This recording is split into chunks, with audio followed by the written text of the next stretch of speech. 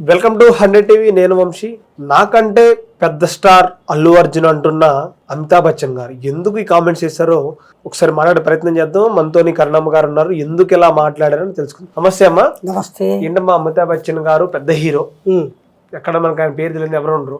నాకంటే పెద్ద హీరో అల్లు అర్జున్ అంటాం ఏంటి అసలు? అంటే ఇక్కడ మనం ప్రధానంగా చెప్పవలసినటువంటి ఒక అతి ముఖ్యమైన అంశం ఏమిటంటే, భారతదేశంలో చాలా కింద స్థాయి నుంచి కష్టపడి నువ్వు పనికిరావు సినిమాలకి అని కూడా అనిపించుకొని అయినా ప్రయత్నం విడిచిపెట్టకుండా పట్టు వదలని విక్రమార్కుడల్లి తనలోని ఆ నటన తృష్ణతోటి విశ్వ ప్రయత్నం చేసి ఇంతటి గొప్ప నటుడిన మనము మిస్ అయ్యాము ఇంతకాలం అనిపించే విధంగా నటించినటువంటి శ్రీ అమితాబ్ బచ్చన్ గారు.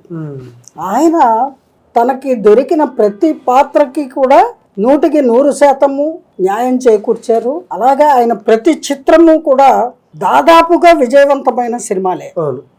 అటువంటి పేరు ప్రఖ్యాతులు ఉన్నటువంటి మహానటుల జాబితాలో ఉన్న వ్యక్తి, నట దిగ్గజం అయినటువంటి శ్రీ అమితాబ్ బచ్చన్ గారు అంత మాట అన్నారు అంటే దానికి మనము 2 కారణాలు ఇక్కడ మనకు కనబడుతున్నాయి. ఒకటి, ఆయన చాలా సౌమ్యుడు, స్నేహశీలి, నిగర్వి. ఆయనకి ఇసుమంత కూడా గర్వం లేదు. ఇప్పుడు మీరు మంచి కళాకారుడు అయితే సభాష్ బాగా నటించావు నాన్న అని మెచ్చుకోవడంలో ఆయన ముందు ఉంటాడండి. అంతటి నిగర్వి ఆయన. అందువల్ల ఆయన అల్లు అర్జున్ గారిని అలా అనడానికి ఆస్కారము ఉంది. రెండో అంశం ఏమిటి అంటే, భారతీయ చలనచిత్ర రంగంలోనే ఎవ్వరూ సాధించినటువంటి అవార్డుని, ఘనమైనటువంటి విజయాన్ని, అలాగే అధిక మొత్తంలో సినిమా ద్వారా ప్రభుత్వానికి కానీ, నిర్మాతలకు కానీ, నటీనటులకు కానీ డబ్బు లభించే విధంగా అంతటి రెవెన్యూ ఏ సినిమాకి ఇంతవరకు రాలేదు. బాహుబలి తర్వాత దానిని మించిన ఆదాయము వచ్చిన సినిమా అని అంటున్నారు పుష్ప 2. మరి అది వాస్తవాలు వాళ్ళకి తెలియాలి, నాకు తెలీదు. వినడమే నేను. రకరకాల న్యూస్లో వింటున్నాము. ప్రపంచ స్థాయిలో ఆ సినిమాని విడుదల చేశారు పుష్ప 2ని.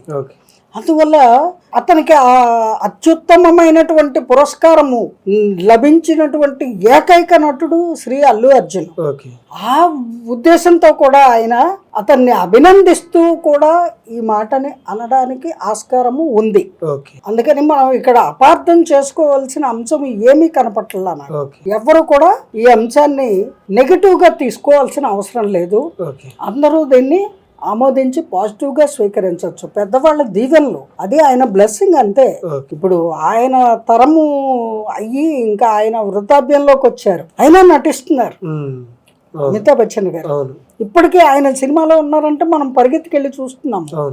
అలాగా తన తర్వాత వచ్చిన తరంలో కూడా ఇంత మంచి నటులు, తనకంటే గొప్పగా నృత్యాలు చేయగలిగి, యాక్టింగ్ చేయగలిగి, యాక్షన్ సీన్లు చేయగలిగి, నటించగలిగి, తనకంటే గొప్ప పురస్కారాన్ని సాధించిన నటుడు అనే అంశాన్ని ఆయన నిగర్వి కాబట్టి నిర్మోహమాటంగా దాన్ని ప్రకటించి ఉంటారు అని నా అభిప్రాయం. ఓకే అమ్మా, థ్యాంక్ యూ సో మచ్. జై గురుదేవా.